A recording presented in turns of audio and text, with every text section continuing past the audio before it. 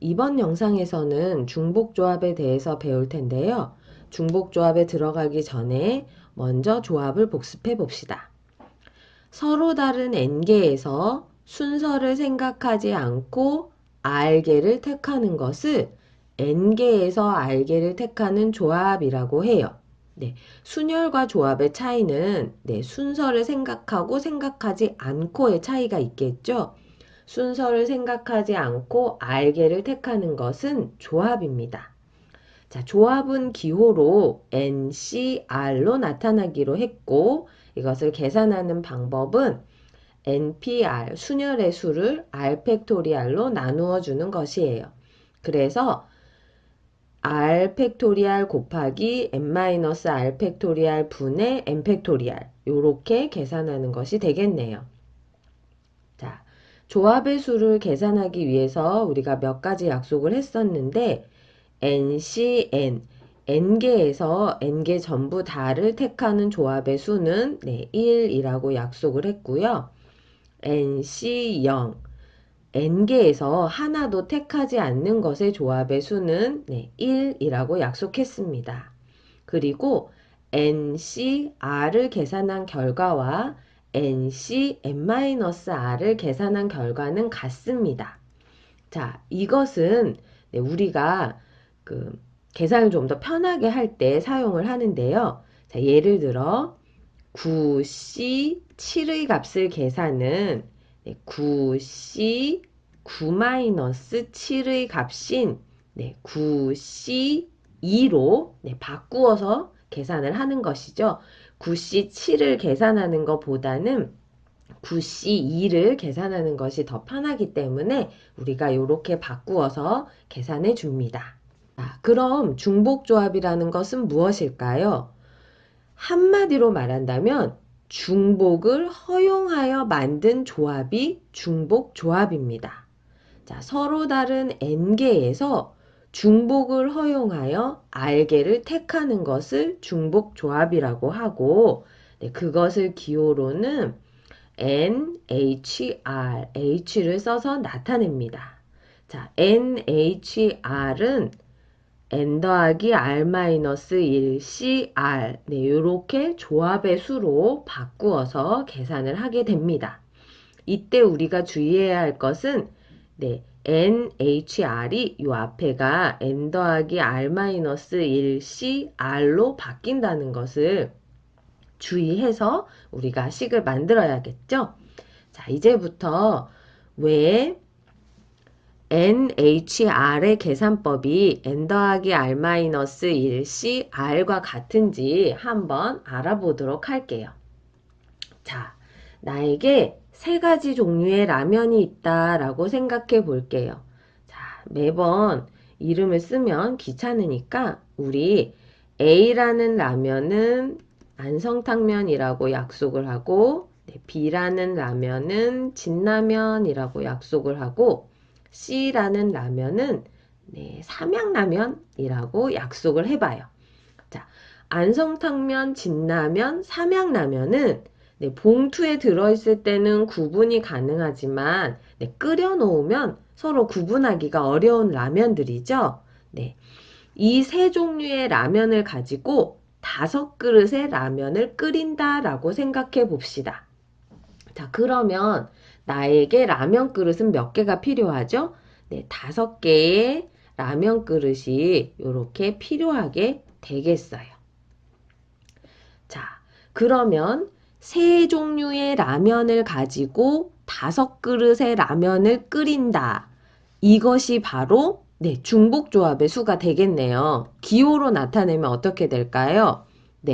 세 종류의 라면을 가지고 5그릇의 라면을 끓인다. 3HO라고 표현할 수 있겠어요.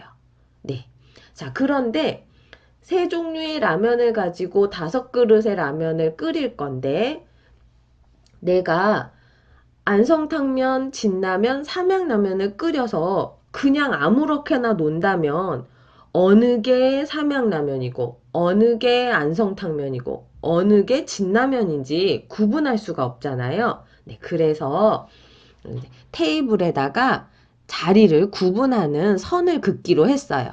자, 선을 그어서 여기서부터 여기까지는 안성탕면 구역, 네, 여기서부터 여기까지는 진라면 구역, 여기서부터 여기까지는 네, 삼양라면 구역이다라고 이렇게 정해봅시다. 자, 여기에 내가 요 안성탕면 구역에다가 3개의 그릇을 놓으면 네, 안성탕면 3개 끓인 거예요. 그리고 진라면 구역에다가 그릇을 하나 놓으면 진라면 한 그릇, 삼양라면 그릇에 구역에다가 한 그릇 놓으면 삼양라면은 한 그릇 끓인 거예요. 네, 요렇게 이렇게 칸막이를 놓거나 하면 어떤 라면인지 이 자리는 안성탕면 자리야, 이 자리는 진라면 자리야, 이 자리는 삼양라면 자리야, 요렇게 약속을 해놓으면 네, 요거는 안성탕면이니까 요렇게 이 자리에 있는 건 진라면, 이 자리에 있는 건 삼양라면 요렇게 할 수가 있겠죠? 네, 내가 5그릇의 라면을 끓일 때 맨날 요렇게만 끓이지 않고 다르게 끓일 수도 있죠.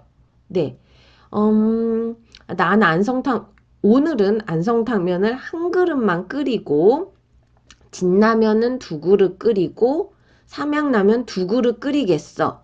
이러면 안성탕면 자리에 하나만 놓고, 진라면 자리에 2그릇 놓고, 삼양라면 자리에 이렇게 3그릇 놓으면 되겠죠? 네. 또 어떤 날은 안성탕면만 하나, 둘, 셋, 넷, 5개 끓이고 네, 나머지 구역에는 그릇을 안 놓으면 요렇게 전부 다 안성탕면이구나 라고 이렇게 구분할 수 있겠죠? 네, 그렇습니다. 자, 그렇다면 이렇게 3종류의 라면을 가지고 5그릇의 라면을 끓이는 경우의 수를 선생님이 일부 알아봤는데요. 뭐 요렇게도 끓일 수 있고 요렇게도 끓일 수 있고 요렇게도 끓일 수 있다라고 알아봤는데 전부 생기는 경우의 수는 얼마나 될까요? 자, 한번 봅시다. 내가 라면을 어떻게 끓이든지 내가 채워야 하는 그릇의 수는 5개입니다. 그리고 그 5개의 그릇을 구분하는 경계는 2개만 세우면 되겠죠? 라면이 3종류니까 경계는 2개만 필요하겠어요. 이래서 내가 구하는 경우의 수는 5개의 그릇과 그릇수 5개, 그릇수 5개와 경계 2개. 이것을 배열하는 경우의 수와 같다라고 생각할 수가 있어요. 이해되나요? 네. 자, 그릇 5개와 경계 2개를 배열하는 경우의 수. 이거 어디서 많이 들어본 것 같은데? 네, 맞아요. 같은 것이 있는 순열의 수예요. 자, 5개의 그릇과 2개의 경계를 배열하는 경우의 수는 7팩토리알을 5팩토리알 나누기 2팩토리알로 생각하시면 되죠? 네. 또 같은 것이 있는 순열의 수 말고 다르게 생각한다면 어떻게 생각할 수 있을까요? 네. 조합의 수로 생각할 수 있습니다. 전부 7개의 자리가 있는데 그 자리, 7개의 자리 중에 그릇이 놓일 5개의 자리를 택하는 경우의 수라고 생각하시면 7개의 자리에서 5개의 자리를 택하는 경우의 수와 같다라고 생각할 수 있죠. 네, 또 다르게 생각한다면 전부 7개의 자리에 경계 2개를 놓는 경우의 수와 같다라고 생각할 수 있겠어요.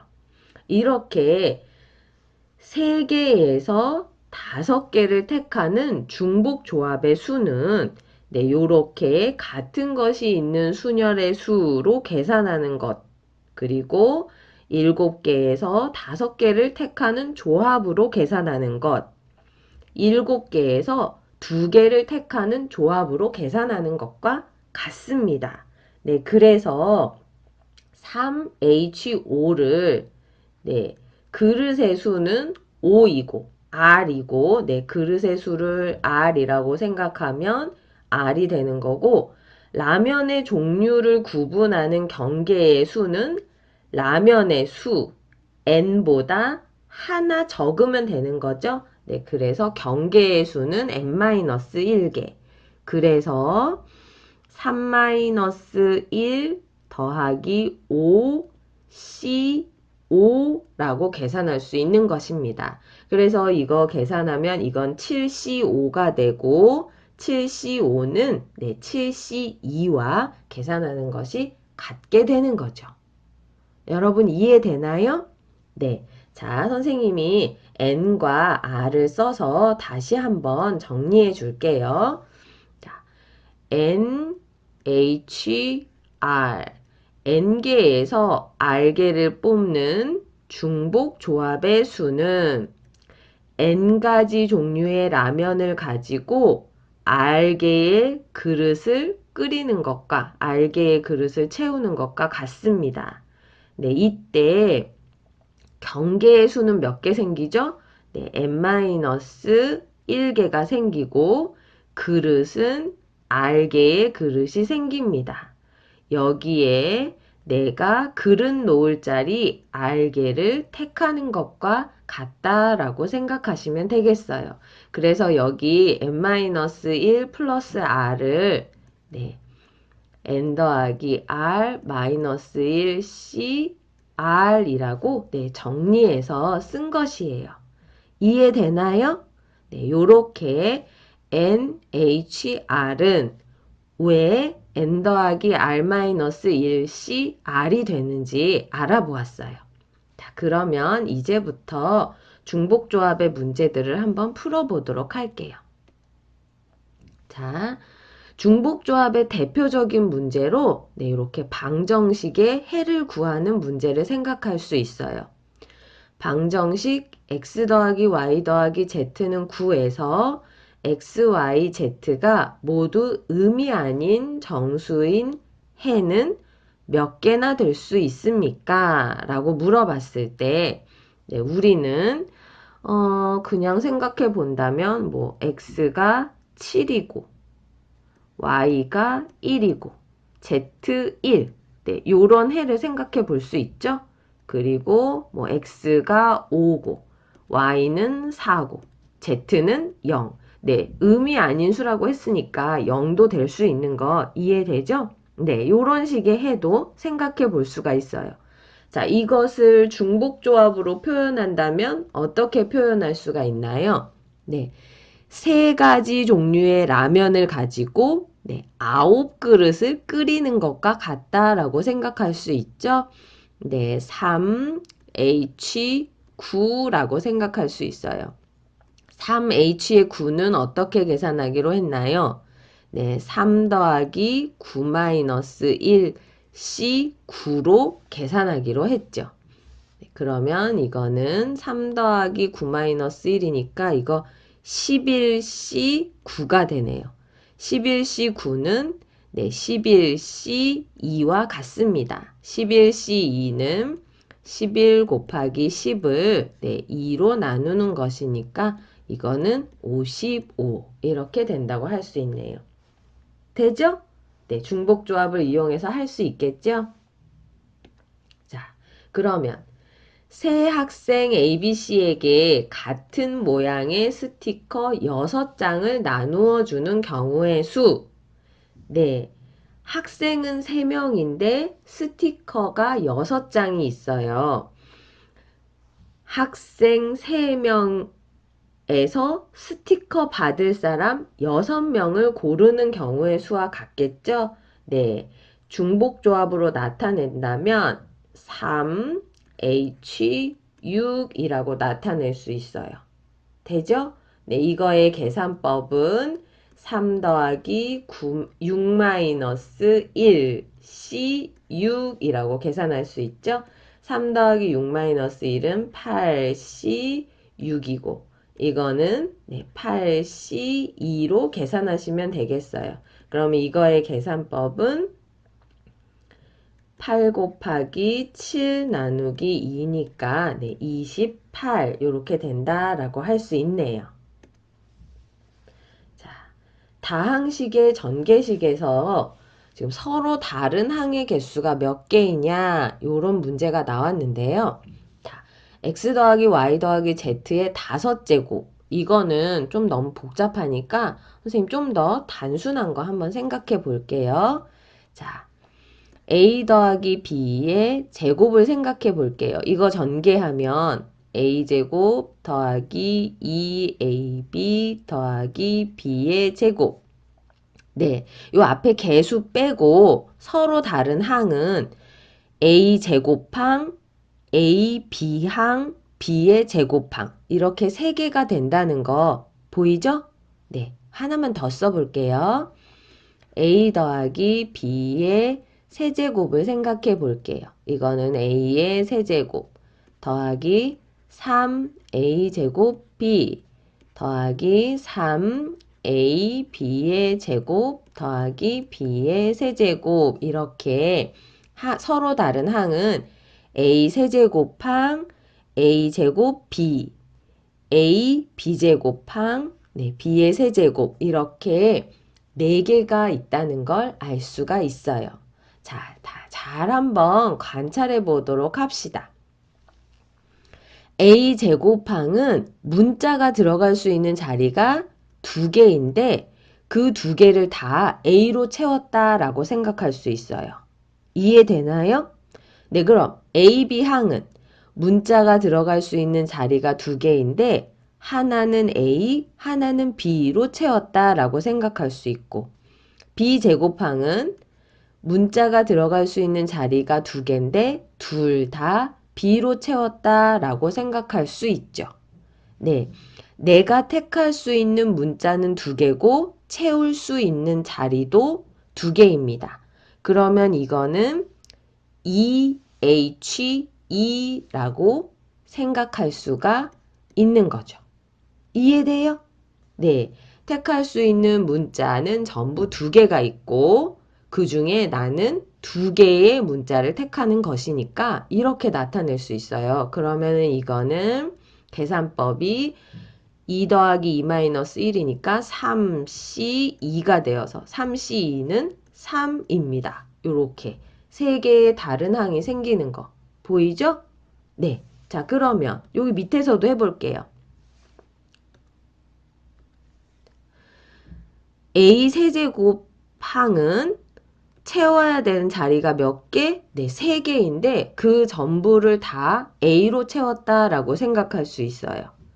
그럼 a제곱 b는 채워야 되는 자리는 3개인데 그 중에 2개를 a로 채우고 하나를 b로 채운 것이죠. a, b의 제곱은 채워야 되는 자리는 3개고 그 중에 하나를 a, 2개를 b로 채운 것. b의 세제곱은 채워야 되는 자리는 3개인데 세 자리 모두 b로 채웠다라고 생각할 수 있어요. 네, 이것을 조합의 수로 나타내면 어떻게 될까요? 문자의 종류 몇 개? 2개. 그래서 n은 2. 내가 채워야 되는 자리는 몇 개? 3개. 그래서 r은 3이 되는 것입니다. 그러면 이거는 2h3 되는 것이고 계산법은 4C3으로 계산하시면 되죠. 4C3은 네, 4와 같습니다. 그래서 항의 개수가 4개가 되는 것이죠. 이해되나요? 네, 그럼 본격적으로 우리가 해결해야 되는 문제를 본다면 x 더하기 y 더하기 z의 5제곱이라는 것은 내가 가진 문자는 3개입니다. 네. 그리고 채워야 되는 자리는 5제곱이니까 5개의 자리를 채워야 되는 것이죠. 이 5개의 자리를 3종류의 문자를 가지고 채워야 되는 거예요. 자, 이것을 중복조합으로 표현한다면 어떻게 될까요? 3H5라고 표현할 수 있어요. 할 수 있겠죠? 네, 그래서 이거는 3 더하기 5는 8이니까 7C5라고 생각할 수 있고 이거는 7C2가 되어서 7 곱하기 6 나누기 2니까 21 요렇게 계산할 수가 있겠네요.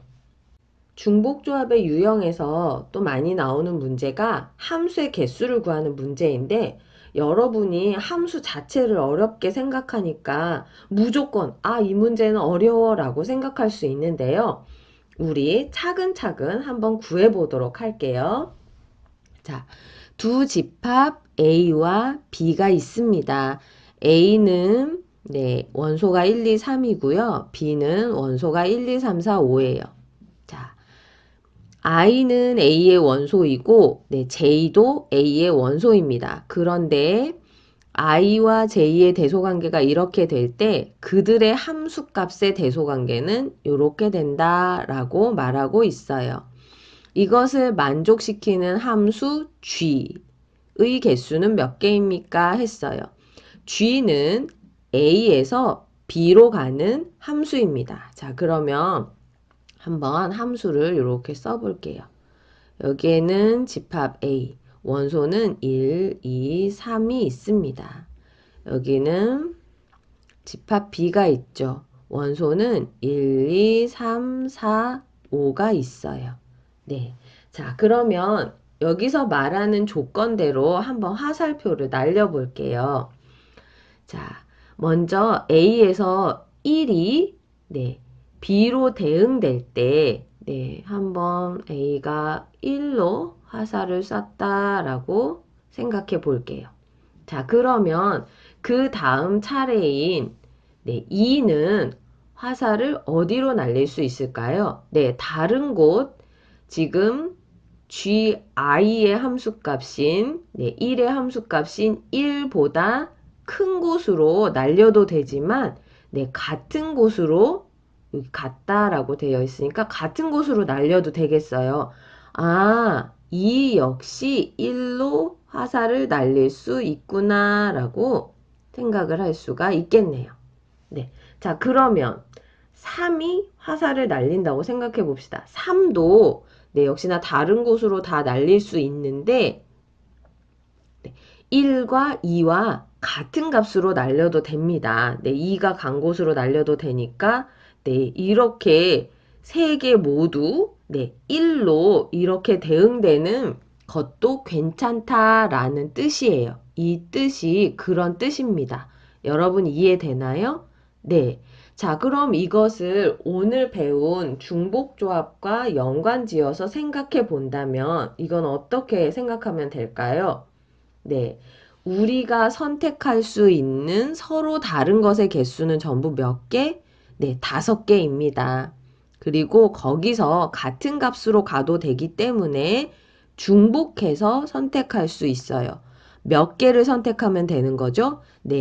1의 대응값, 2의 대응값, 3의 대응값 3개를 선택하면 되겠어요. 이거 중복조합으로 표현하면 OH3입니다. 그래서 이것은 7C3 이렇게 계산하시면 되는 거죠. 5 더하기 3-1 C3이니까. 되죠? 요거의 계산법은 어떻게 되나요? 7 곱하기 6 곱하기 5를 3팩토리알로 나누면 되니까 3팩토리알이 6이니까 이렇게 약분해서 계산하시면 35의 값을 가집니다. 라고 이렇게 할 수가 있네요. 됐나요? 네. 자, 오늘 중복조합에 대해서 배웠는데요. 여러분이 기억할 것은 중복조합의 수를 나타내는 방법과 그를 계산하기 위해서 이렇게 C로 바꾸는 거 요거 반드시 기억해 주시면 좋겠고요. 선생님이 이렇게 라면 그릇을 이용해서 설명했던 거 요것을 완벽하게 이해해서 그냥 공식만 외워도 문제 푸는 데는 전혀 상관이 없지만 왜 이렇게 됐는지 여러분이 잘 기억해 주셨으면 좋겠습니다. 그리고 문제를 읽었을 때 이것이 중복조합을 이용하는 것인지를 알기 위해서 문제의 뜻 하나하나 여러분이 확인할 수 있었으면 좋겠어요. 자, 오늘 영상은 여기까지 하고, 네, 수고하셨습니다.